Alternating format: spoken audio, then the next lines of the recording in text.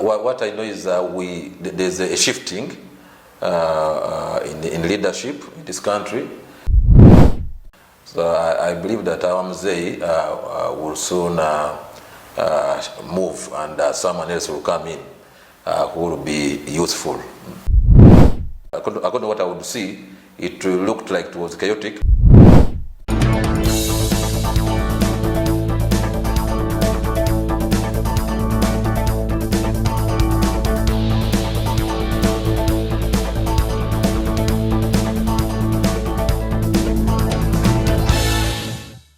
Otyo mbaniriza nnyo nate bannaffe yonna gye musinzira okubeera nga mutugoberera eno ye SK Media nga bulijjo kubaleetera bipya ebiyigiriza n'okubavumbulira ebyo bye mubadde mulowooza nti tebiriiyo ku nsi naye ng'ate gyebiri. Nze ne mba nga mbibatuusaako. Yonna gye musinzira okulaba mwebale kusubscribinga, mwebale kubeera nga mwagala abantu betuleeta ku mukutu guno. Ne mubagoberera ne mubakwira ne kasimu ne mumanya kiki ekigenda mu maaso. Solomon Kawesa gegange nate we are back in yet a new episode. This time omuntu gwendeese namukyazaako dda emabegako myezi si mingi emabega n'ayogera ebigambo bingi nnyo abasinga ne mukuba essimu nga mubyewuunya ne mubaamu n'okutya ne mugamba abo bookyaza bantu si bantu but they are humans. Sekakasa, but they are sure they are humans according to them. Ebintu bya Katonda bizibu. Prophet Alpha Akomyewo nate mbadde muludde nga mumunsaba Akomyewo alambulule ebintu kati wano wenkyusiza mu lulimi kuba ate ye njagala nnyo abyogere mu Luzungu tubeere more conversant with a conversation. Prophet Alpha, you're welcome. Thank you. You can say hi to our viewers. Good viewers, I greet you, and we bless the Lord that He has given us the opportunity to come back and speak to your lives. The last time we met, you prophesied quite a number of things, and one of them was the chain of, it's like a spring that is going to move around, changing governments, especially in Africa, looking at the young people in their 40s taking the mantle. Yes. Do we still see that happen in the next months? I believe the season is still going on, and we shall continue to see such occurrences happening all over the continent. The major question from the viewers was that could this also happen in Uganda?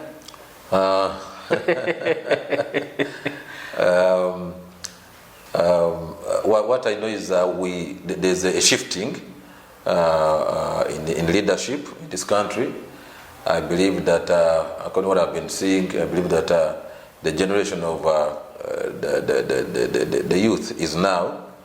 So I believe that our Mzee will soon move, and someone else will come in who will be useful.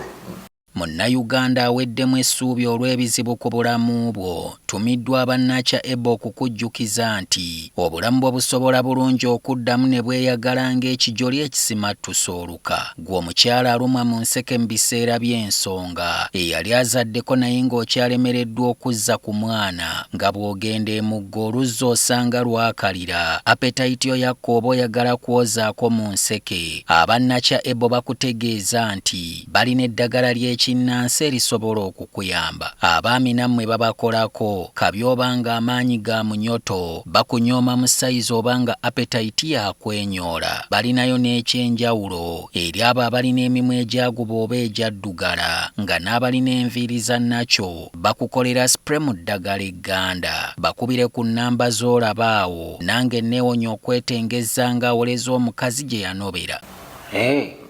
So will that be through a revolution or it could be a peaceful transition? You know, Uganda for years we've not had a peaceful transition in power. It would have been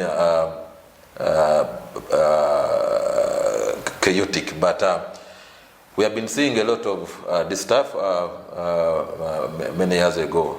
I believe, personally, I started seeing some of these things in 2007, 2008, and according to what I would see, it looked like it was chaotic, but with our group, our church, we know the power of prayer. I could share with them, then we start to pray that there will be no bloodshed.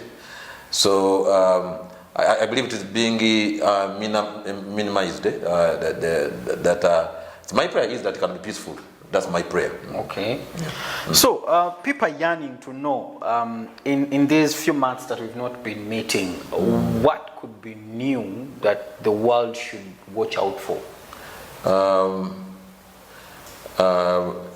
I saw something about Egypt riot. It has ever experienced was it uprising during the Arab Spring. Yes, something happened. But I was seeing something coming again, similar like what happened. And I was wondering, because already they have leaders. I was wondering, but that's what I saw. I was saying real riots in Egypt, and the citizens were fighting the security people. So that's one thing about Egypt that I saw in between the time we last met. Okay. Does it have like a timeline that maybe it could take place during this time? I believe Egypt needs to pray because according to what I was saying the time when like election, when they would try like to go into election, okay. Then afterward there was that kind of like riots in Egypt. Okay.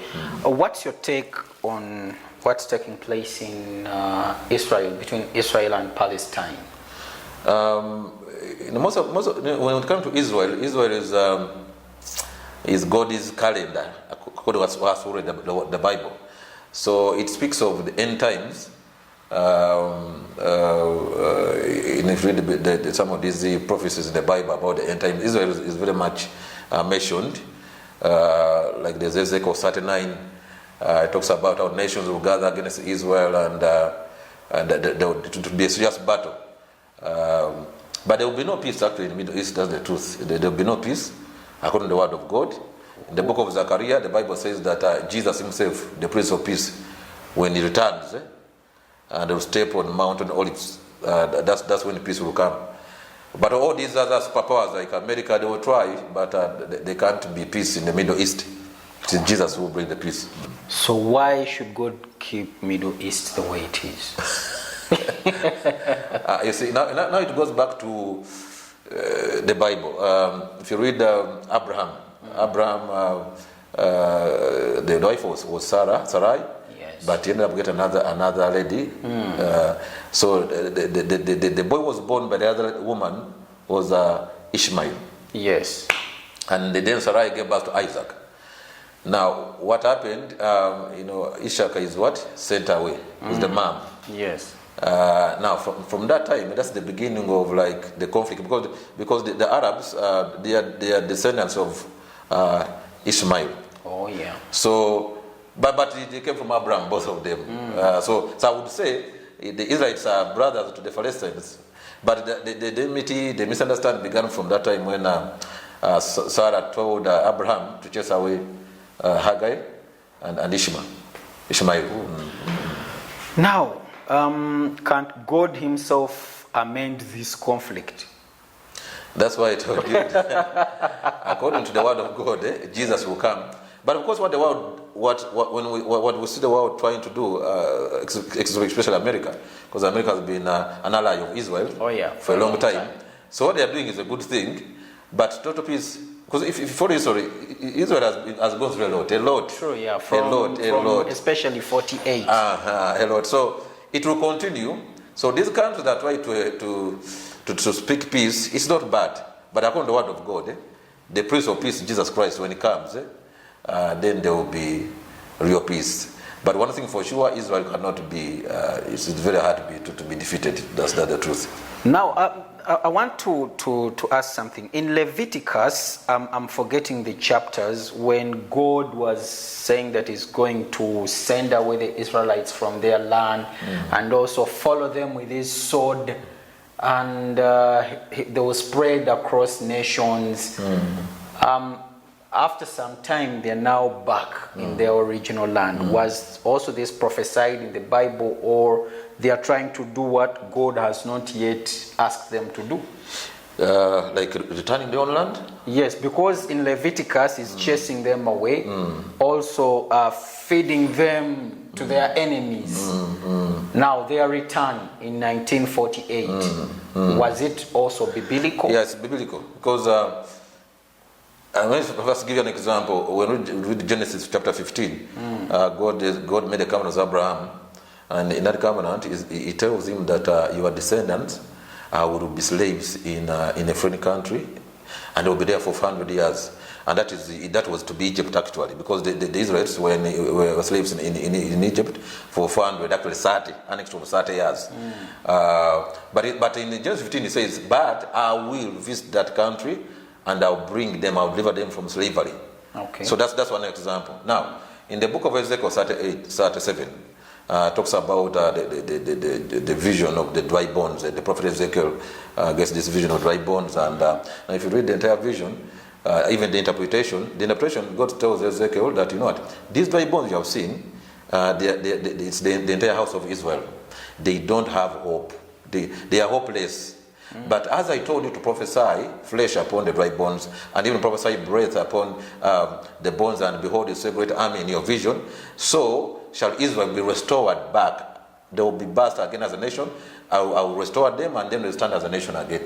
Okay. Yes. So this is the time. Yes. Are there chances that Israel will survive the next 100 years? Israel is forever. Oh. Let me repeat that. It's forever. There's, as I said earlier, there's no nation that can defeat Israel according to the word of God. And God is supreme. What He says, that is it. The book of Daniel talks about, Daniel 12, talks about the prince that guards Israel, and that is the angel Michael, Archangel Michael. So and then for us who believe the Bible, Michael is the supreme authority among the angels. Is like the commander. So he's the one who guards the entire nation of Israel. So there's no way any nation can defeat it. Sure. The Arabs are merging. They will not defeat Israel. They will not. According to the word of God. You write. See, when you get your time, our viewers, Ezekiel 39 talks about Gog and Magog battle, and talks about the nations that will gather against Israel. And then the Bible says, but I will come, God says, I will come and fight for my people, and all these nations shall be defeated. Now, Israel is not alone, because I believe even the weapons they have, most of them they get them from America. Sure, yeah. But I believe there's some divine power that is behind whatever they use. That through them, when they are using them as a nation, there is God's backing. Yeah, because when you go back to 1948, when they were trying to create their nation, yes. There is what we call the 6 Days War against those Arab countries. They fought a war in 6 days. They were a new nation, new army, not experienced, but there is a way they won the battle, surprising. Yes. So this is God doing all this. And we have been reading history. And it's even hard to believe, because many nations gathering against Israel. I remember Egypt, Jordan. There's some Syria, they were all there. But a tiny nation, and then it finishes them. So why doesn't God fight for us the way He fights for Israel? Israel is a covenant nation. Okay. That's why even when the Bible, even when they sinned, God will punish them, but then would say, for the sake of the covenant I made with Abraham, I will not finish all of you. Okay. So there was always a remnant, because they're a covenant nation. Okay. How? But these are the people who don't actually believe in Jesus. Yeah, that's true. At all. That's true. Why? I believe. See, their view of Jesus is a prophet. To them, they don't believe Jesus as the Son of God, is the Messiah, because the way they expected to see the Messiah, they're expecting an earthly king. Okay. That's when Jesus came. Remember when the disciples themselves, there's a time when they tried to make him a king.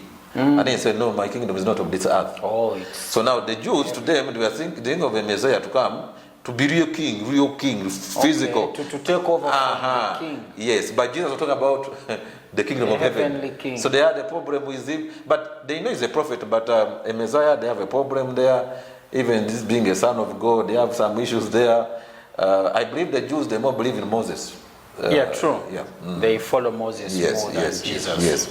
Why should it be like that? Jesus was more powerful than Moses. That's true. But according to Romans, the Apostle Paul says that in the later days, that God will open the eyes of the Jews, then they'll start to know the Messiah. So who's Jesus? So before Jesus comes back, according to Paul, what he was saying in Romans, that many will start to know Jesus and accept him as the Son of God. If the other two children born by Abraham, I believe they're brothers, because they're from the same father. Does it mean that also Palestinians are a God's nation? There's because the pact was made, the covenant was made with Abraham. Therefore, he had two children. Why is Palestine being punished like? We in the Bible, there are two types of wills. There's what they call the perfect will of God, and then the permissive will of God. Haggai, the other wife, the one who came up with that idea, it was Sarai. It was Sarai who told Abraham to that I can't give you a child, therefore this one should. Yes. So now Ishmael comes as a out of the relationship. Oh yeah. Now that is the permissive will, not perfect. Okay. That's why when Sarai gets the child Isaac for Abraham, God says, I will establish my covenant with Isaac. Okay. So it's Isaac that God established the covenant with. That's why when God, when we read scriptures, he calls himself the God of Abraham, Isaac, and Jacob. He leaves out to Ishmael. Oh. So he blessed him, because the other angel that met Hagar, when she was crying, the baby, I think, wanted to drink water. And then the angel says, I'll bless him, will be a great nation. That's why they are blessed with oil. Okay. Yeah. But the covenant, God's covenant, was made Isaac. Are we God's people? We. Yes. Yes, we are. It's God. It's God created all of us. But see, I go back to the Word of God. There's being God's people, but also being God's children. Okay. These are two different things. So who are we? Anyone who believes in Jesus Christ, according to the Bible, the New Testament, the Bible says, as many, John chapter 1, as many believed in him, who, Christ Jesus, to them they were given the power to be called the children of God. Oh, yeah. So he that believes, the Christians, you believe in Jesus as personal Lord and Savior, according to the Word of God, you become a child of God. Now, if you reject him, you remain God's creation. God created you. He created you. But you have not crossed the level of being now a child. Okay. Yeah. So that is us who have tried to believe. When you believe in Jesus, you're a child of God. But when you reject Jesus, you remain God's creation. Like in a home, when you have a servant, and then you are your children. Okay. There tend to be something, a difference there. Much as you try to treat them equally. Much as you try, always the servant will know that if not they love me, but I know I don't have a DNA with this family. Okay. Yes. So we can never be like Israel. No, in the spiritual, in the spirit, we are children of God. If you believe in Jesus Christ, you become a child of God. But now Israel is beyond just spiritual. It's just as they are. God just chose them. And when God chooses a person or a nation, in his divine wisdom, you cannot question him. You just decide. It's like now, when he says, I've called you, Alpha, I want you to prophesy for me. Now, whether you don't believe it, whether you say it's deceiving, you say just looking for money, he waste your time. Because it was God's choice. He didn't arrange any meeting in heaven to consult. That's why you see, there are people that God uses, and when you look at them, physically, there's nothing that makes you to believe them. True. Because but no, God would have you to so would have believed. But this one, to show you that it is God's divine choice. Whoever he chooses, that is his choice. And you cannot do anything about it. If he says, I've chosen you, to do this, whether there are people who don't want it, it will remain like that. It was God's choice. Yeah. Is there a time when you get challenges with maybe family members because of who you are? Yes, like I said the other time. My family, there's something that now they just got used to. They see me as someone who's preserved. Sometimes they say don't mix up with them, but they are getting just used. I'm not much in their meetings, family gatherings. Okay. Not that I don't want, but they are getting used to that. Okay. But sometimes I visit them, just that I'm not into those mini meetings. Okay. Yeah. Of chicken matters, goat matters. That's true. Abadde ateekateeka okwanjula embaga oba omukolo omulala gwonna, sooka owulirize bino ng'omukolo gwo tegunnafuuka gwa muzizo. Gabagabo beemulema ku nnakatansi so okutali minyoonyonto. Ekibiina Kitokiya Group kintumye enkubbireko nti be bokka abayinza okuluŋŋamya omukolo gwo gwe wamma n'ogweyagalirako ng'ekijoli ekisimattusa oluka. Batokiya Group bazze n'obukugu mu kuwoomya olulimi Oluganda n'Olungereza nga buli kanyomero ku mukolo bakafuula kitonto ggumbya, kubanga bwe bakwata busoomo okulambika tebabavaako nga temunnatyabulaga mukadde asanze ennuuni y'olusuku mu lw'entemera. Bakubireko ku nooti 7 nooti 2 74 nooti 754 weewale kakyali okukunenukira ng'omutyuma gusegulira entajja. So those are some of the challenges. Some people who contacted me, especially from abroad, we have many viewers that side. They said, "What are the hobbies of that silent man you hosted?" Okay. I love reading. I read, of course, the Bible, but also I read other books written by men of God. Okay. And I love listening to worship songs and praise songs. And also watching movies, Christian movies. I am into the life. And when God blesses me, I don't always restrain myself. I go, if I want to eat something good, I go and get it. I don't. I'm not kind of person who just. Okay.